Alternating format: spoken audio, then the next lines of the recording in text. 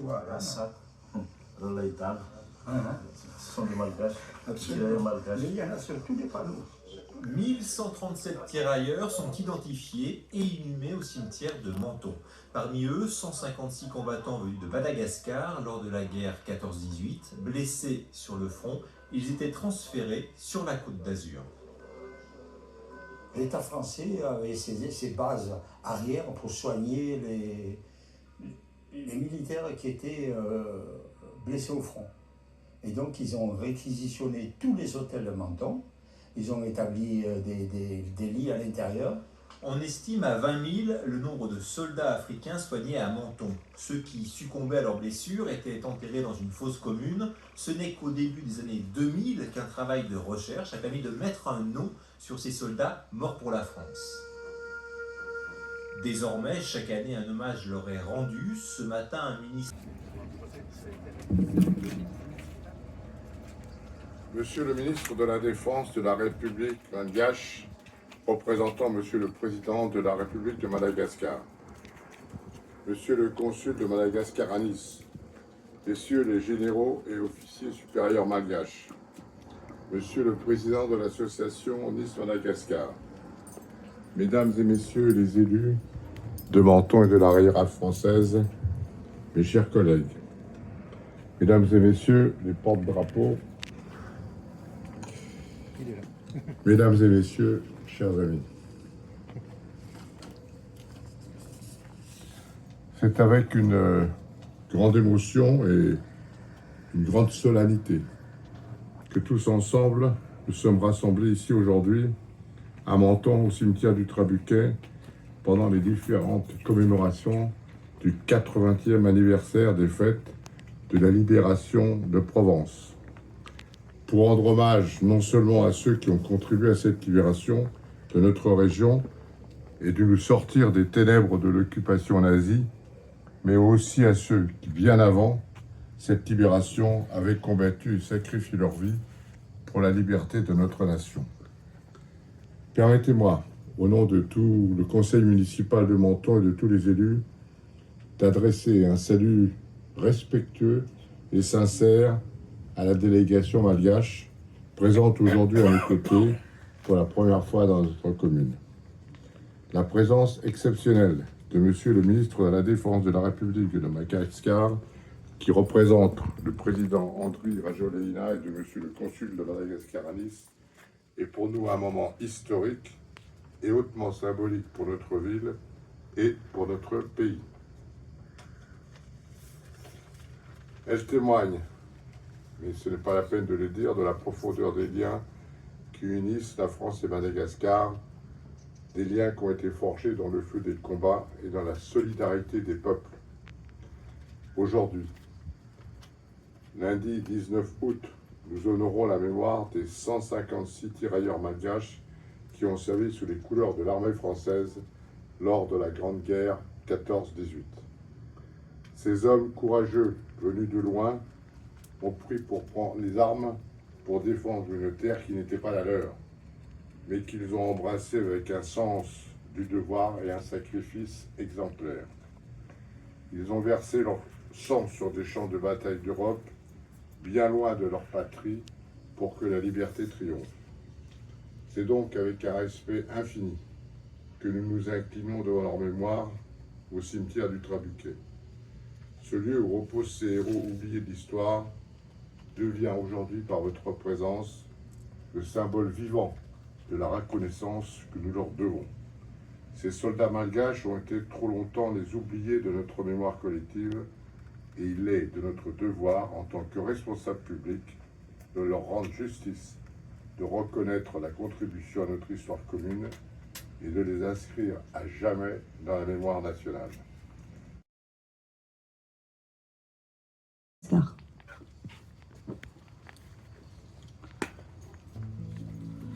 Monsieur le maire de Menton, Mesdames et Messieurs les élus, Monsieur le consul, Mesdames et Messieurs à vos rangs et qualités respectifs, c'est un honneur pour moi-même et la délégation que je conduis d'être reçu officiellement en ces lieux par la ville de Menton. Nous venons de rendre hommage aux anciens tirailleurs malagasy qui ont versé leur sang pour la France pendant la Grande Guerre.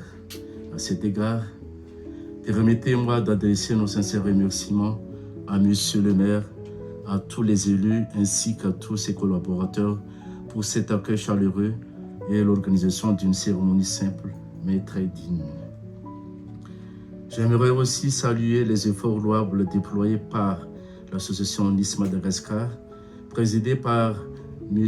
Robert Verdoya, ici présent, et qui a grandement contribué à la tenue de cette cérémonie d'hommage en faveur de ces tirailleurs malagasy, comme il le fait d'ailleurs au début du mois de novembre, au début des années maintenant. Monsieur le maire, mesdames et messieurs, lorsque j'ai entendu parler du sort de ces combattants malagasy, notamment du fait qu'ils reposent en Menton, je n'ai pu m'empêcher dans mon fort intérieur de décider de leur rendre les hommages qu'ils méritent pour le sacrifice suprême consenti pour défendre la liberté de ce pays. Ils ont écrit avec leur sang des pages, voire des chapitres entiers des relations historiques communes qui lient Madagascar et la France. Si, à ce jour, nous savons d'une manière générale qu'il y avait des milliers de compatriotes qui avaient laissé famille et amis, qui avaient quitté leur terre natale pour participer à la Première Guerre mondiale, et beaucoup n'en étaient plus revenus. Nous n'avons guère d'informations précises sur les localités où ils étaient enterrés. J'estime qu'il est de notre devoir d'entreprendre toutes les actions nécessaires aux fins d'identification et de recensement en étroite collaboration avec les autorités françaises compétentes, civiles et militaires. En effet, c'est ce devoir mémoriel qui, à mon sens, constitue les meilleurs hommages que nous, générations actuelles, puissions accorder à ces anciens combattants. Il est nécessaire de transmettre et de faire passer de génération en génération le sens de leur sacrifice pour que nous puissions éduquer et former les citoyens responsables et fiers de l'histoire de leur pays, bâtis sur les œuvres et les sacrifices indélébiles des générations passées. Il nous appartient, nous qui sommes en responsabilité à l'heure actuelle, de faire cette œuvre d'éducation pour la jeune génération et les générations futures. Au département ministériel que j'ai la haute charge de diriger, cette mission est particulièrement confiée à l'Office national malagasy des anciens combattants et victimes de guerre, dont le directeur est ici présent. Un des axes de leurs actions portera sûrement sur les mémoires de ces anciens tirailleurs malagasy qui avaient participé aux différentes guerres menées sous la bannière de la France. Le directeur et ses collaborateurs s'attelleront davantage à cette tâche de notre retour au pays. Je suis persuadé que des travaux de recherche documentaires méritent d'être poursuivis et menés avec l'appui d'historiens à travers l'accès à des sites historiques, à des centres de recherche ou à des bibliothèques. Notre objectif à court et à moyen terme consiste à pouvoir intégrer dans le programme scolaire un cours sur l'histoire de ces anciens combattants d'une part et valider l'accréditation d'un musée dédié à leur mémoire d'autre part. Nous sommes ouverts à la coopération avec les autorités civiles et militaires, d'autres entités et de toutes les personnes de bonne volonté qui sont disposées à apporter leur coopération et leur collaboration. J'ose espérer que la mairie de Menton, avec M. le maire, sera parmi les premiers à nous soutenir dans ce sens.